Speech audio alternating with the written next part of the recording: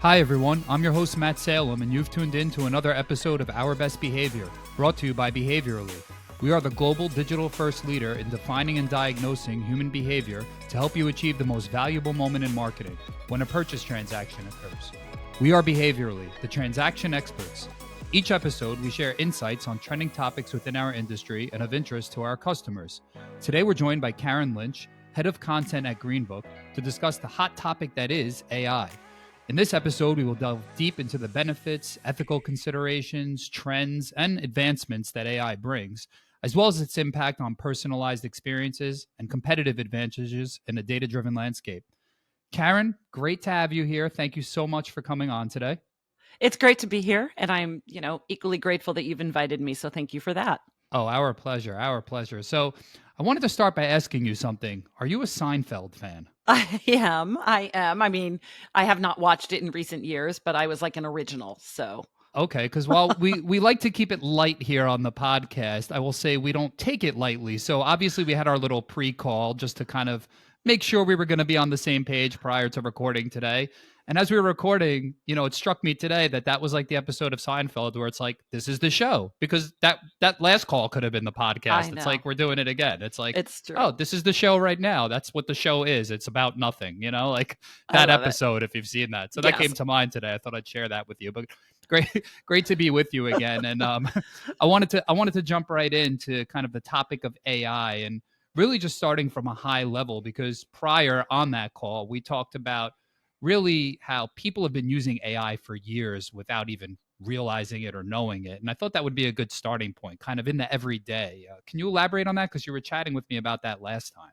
Yeah, absolutely. I mean, full disclosure, my husband is very technically savvy and tech forward. And so we have been a tech forward household for quite a while. I think we were pretty early on, not only with iPhones. So, of course, Siri, the virtual assistant that's in our iPhones, is actually an AI use that my children practically grew up with. We have Amazon Alexas on every floor. So we're always talking to Alexa. So we've had sort of the AI virtual assistant in our lives for years now. But I think people often, right now, they're focused on generative AI because OpenAI hit and we're using ChatGPT on the daily, and we can talk about all the different uses of generative AI. But, we have, Netflix is another example. Netflix, Spotify, Amazon, anything that is creating an algorithm for us is AI generated recommendations. So that's another use case. Chatbots, right? We have been probably interacting with chatbots for customer service purposes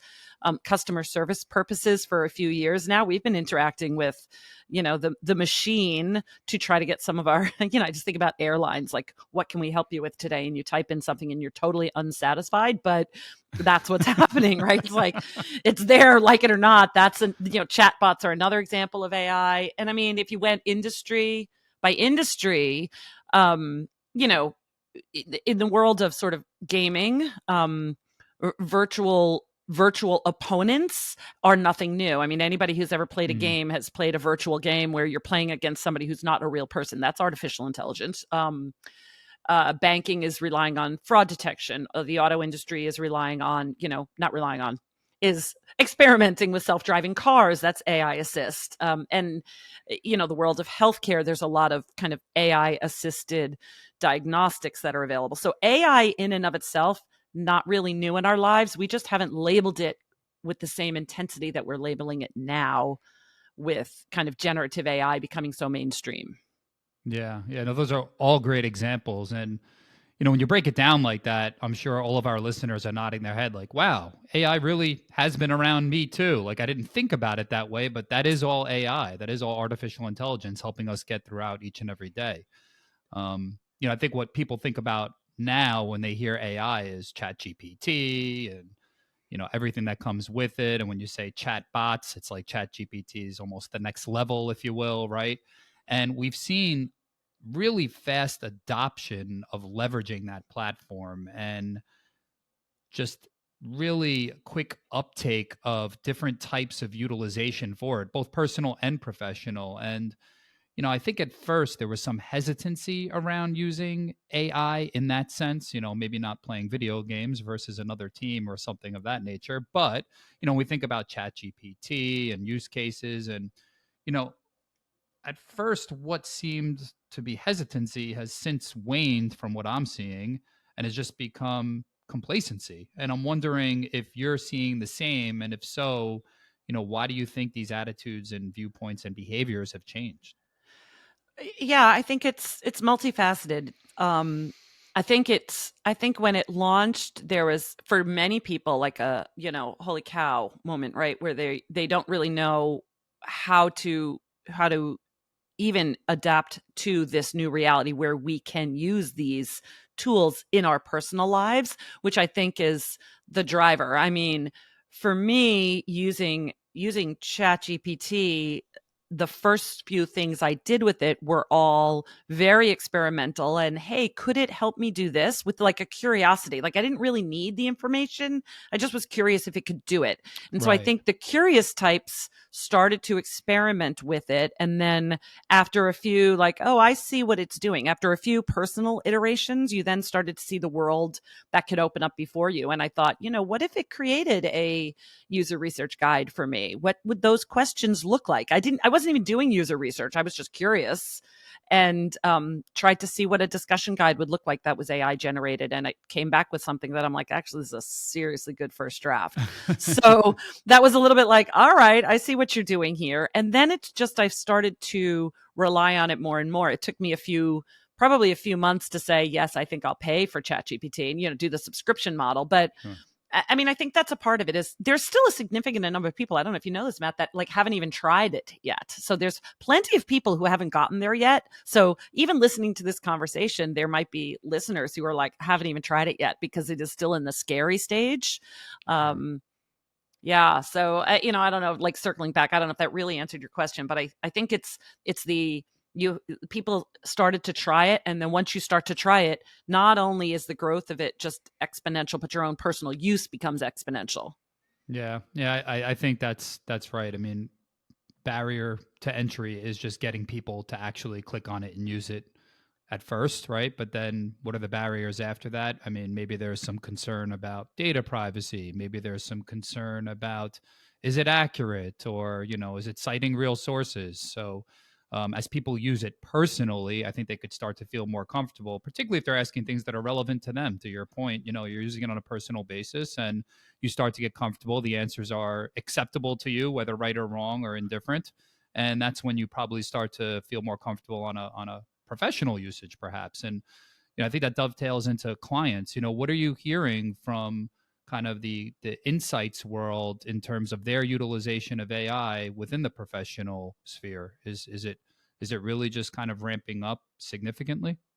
Yeah, I think it's a couple of it's also multifaceted, right? I think there are some clients who are, leaning all in because they have relationships with partners who have integrated AI into their platforms, for example. And for some, that's an easy, yes, I can start doing this because now I'm just using the AI features that this current vendor is now offering. I think that for many companies, they're looking for, and when I say companies, for many end brands, those kind of end clients in the supply chain that is the insights industry, they are waiting for vendors to share with them what they can do, what the capabilities are. And so there's some pause as they wait to see what the playing field is and which supplier is offering what tool in the AI space. I think that there are some procurement departments that are hesitant to allow them to use these products. Mm. So, we were invited in to present to a large global manufacturer to the procurement teams to explain to them why AI assisted tools and platforms, whether it's generative AI or just other artificial intelligence led features, is actually worth investing in and how it will support research teams. Hmm. So the procurement department needs to be sold on it because they're wrangling the ethical implications, the legal implications, the data privacy concerns. And until the procurement departments are convinced, then the brand side researchers can't necessarily lean in as much as they might want to.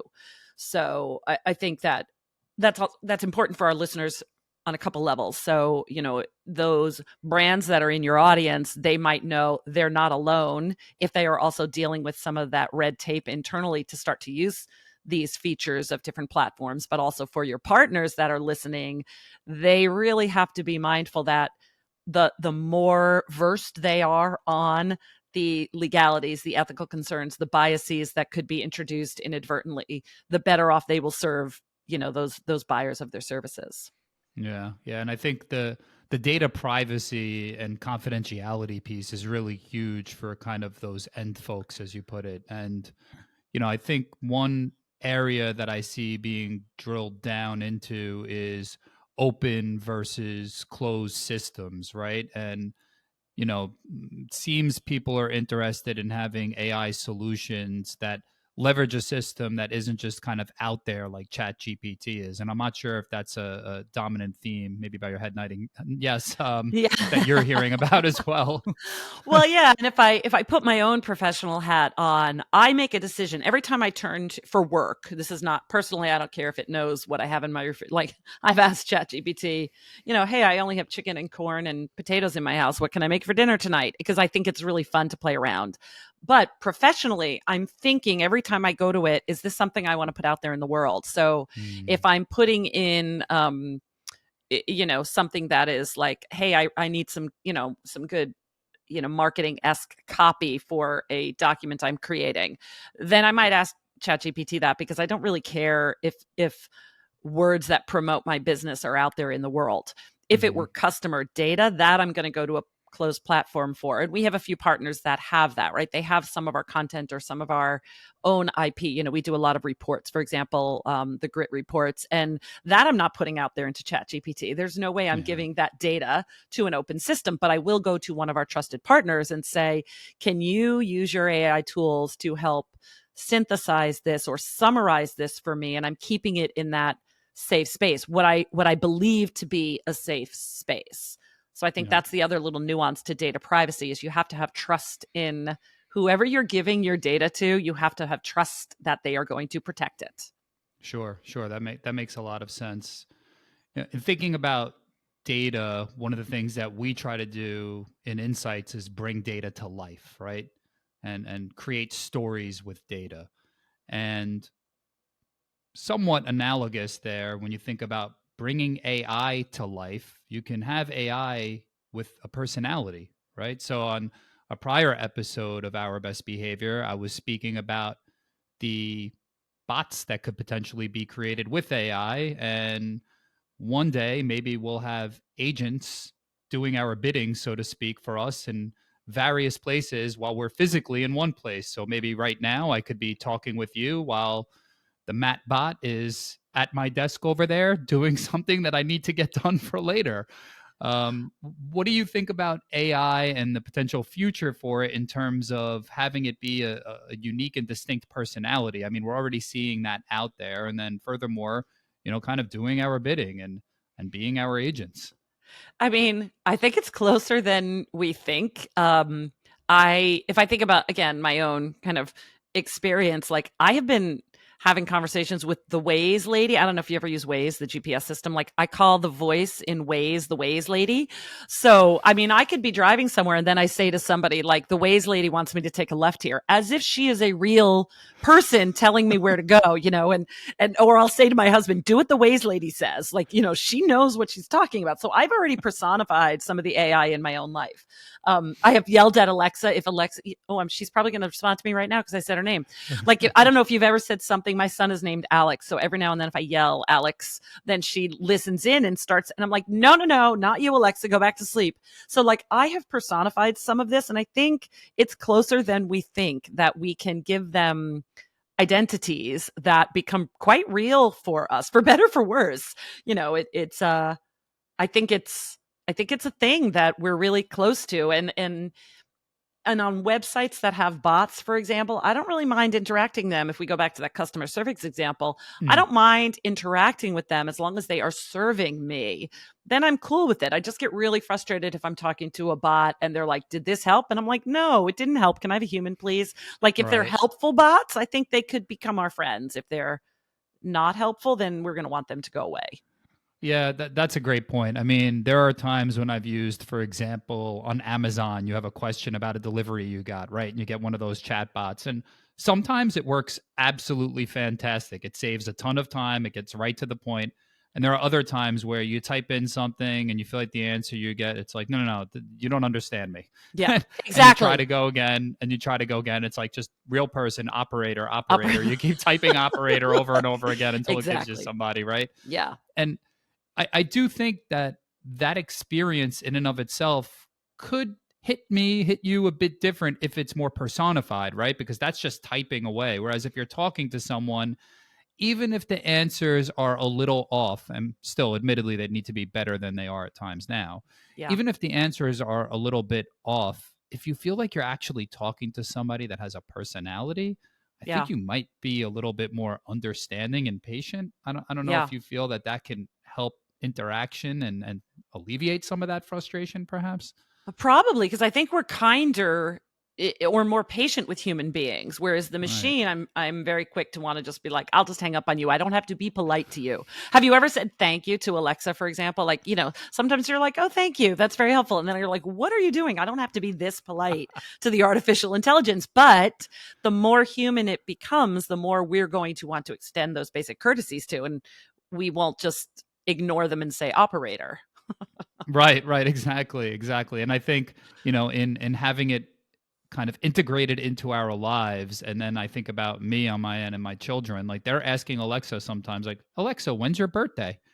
Like, Right. and Alexa answers because the day it was born is the day it was launched to the public. So I found that out quickly. I know. But it was very interesting to see them interact in a way that they did kind of treat Alexa as more of a real person, I guess, than not in certain instances. And it makes me think about just long term impact from AI. So there's the personal long term impact and how it will influence us and our families and friends and just kind of our daily interactions. But then there's the business and professional world and the insights world. And really on the latter, wondering what you're hearing and seeing and where you think the future will go for the professional usage of AI and insights.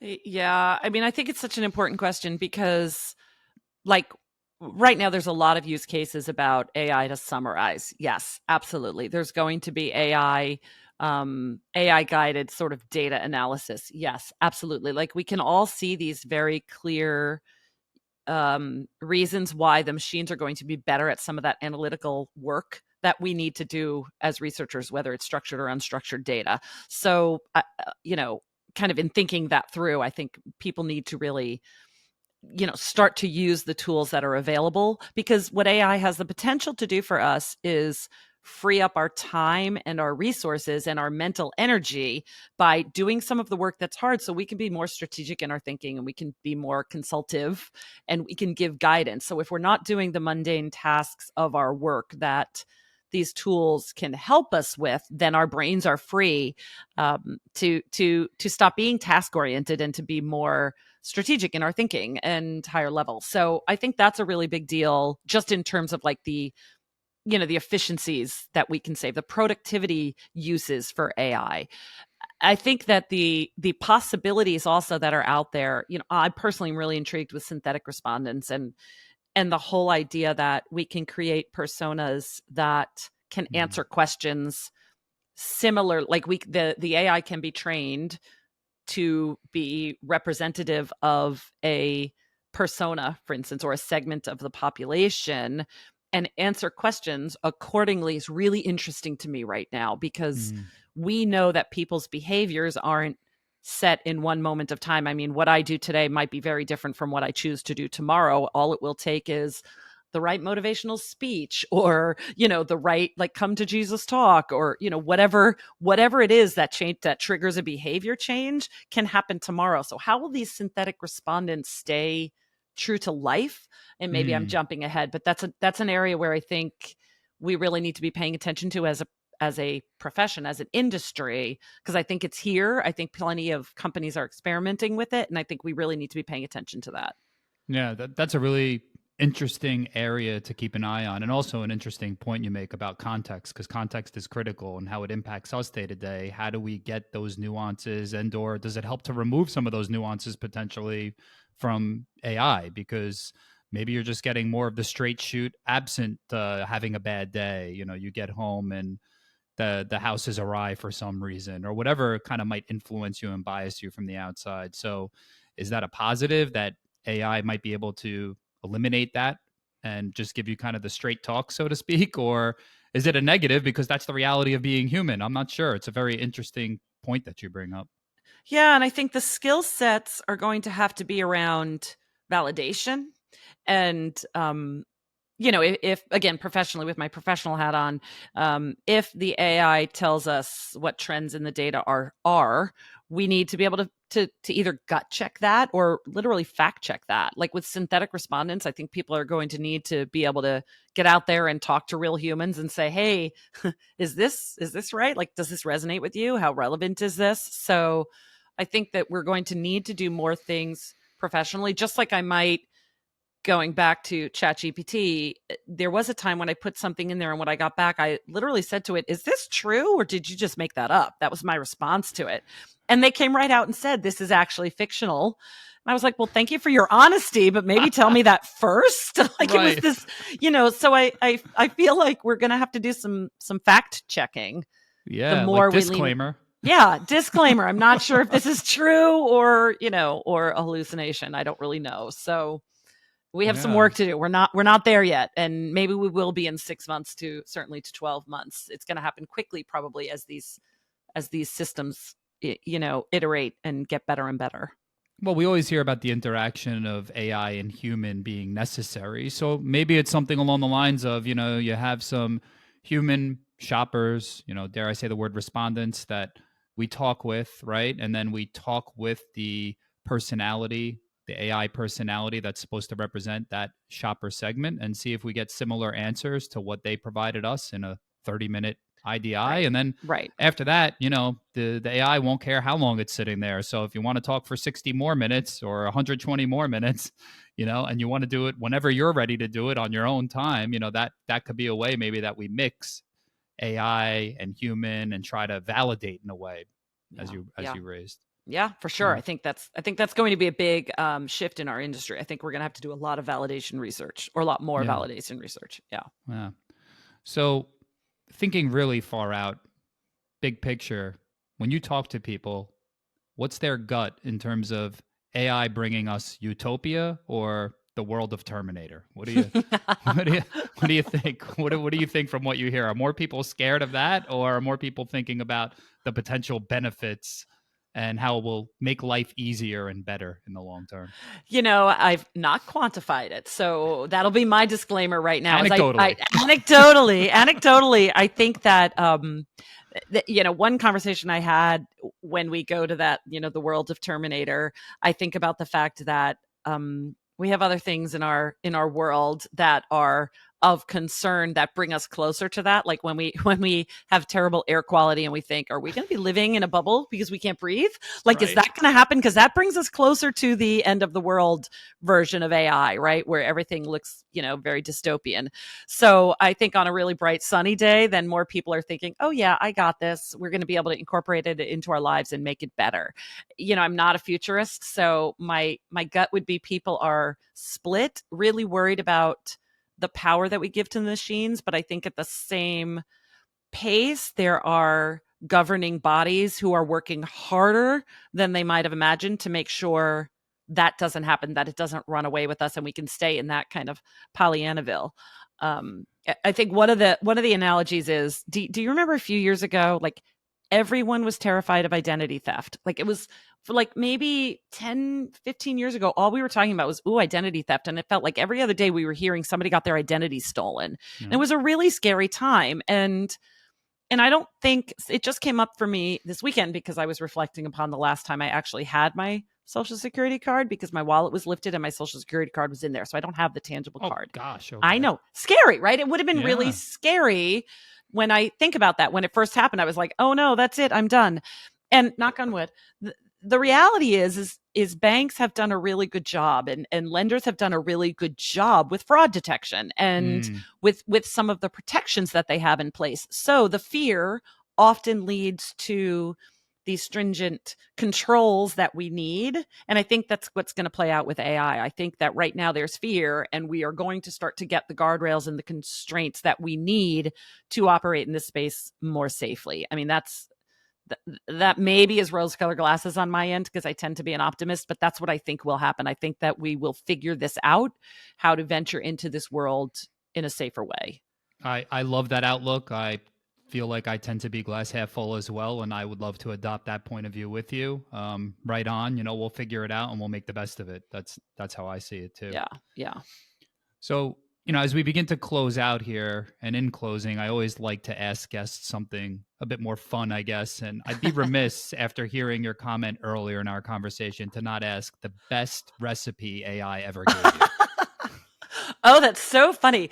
So, I have, this one was interesting because the one that I think I mentioned, right? Did I say it was like, chicken and corn? I had chicken and corn and potatoes. And I was really potatoes, like, right. What do I do with this? Because this was all the fresh food I had. I had been on a trip or whatever. And it gave me something that was quite akin to a shepherd's pie without calling it a shepherd's pie. I don't know if you know what a shepherd's pie is. I do. Shepherd's pie is like something my parents used to make that I never really made. But it was sort of like, cook the chicken and then like, put the corn on top and then mash up the potatoes and put those on top and then bake them for a while. And there was like ways to anyway, so I was like, it's sort of a shepherd's pie, but it's with chicken. So I don't remember what it called it, but my daughter just kept saying to me as she's eating it, she's the only child of mine that's home right now. And she's pretty much a foodie, but she was like, Mom, this isn't bad. So like, it wasn't like it was great. It was just that it wasn't bad. Like our observation of the meal was, this is not a bad meal. So, so maybe it's not giving us culinary genius, but it's not giving us bad food. So, that was a win for that day. It was like a Wednesday and it was a win. Again, glass half full. Absolutely. Exactly. My mind went to chicken corn chowder, I was thinking. But, that would have been great. That would have been really good. It didn't tell us that. I would have really liked chicken corn chowder. Next time. Seriously. I'll yell at it and I'll go back to that chat thread because, you save your chat threads and I'll say, you should have tried this. And it'll say, oh, sorry about that. Next time. Well, thank you for sharing that. And sincere thanks for coming on with us today, Karen. Really appreciate it. I've had a lot of fun. I hope you did too. Absolutely. And thanks to our audience too, of course, for tuning in to Our Best Behavior, brought to you by Behaviorally. Karen, thanks again. Really appreciate all the insight and conversation today. A lot of fun. And we'll catch you next time.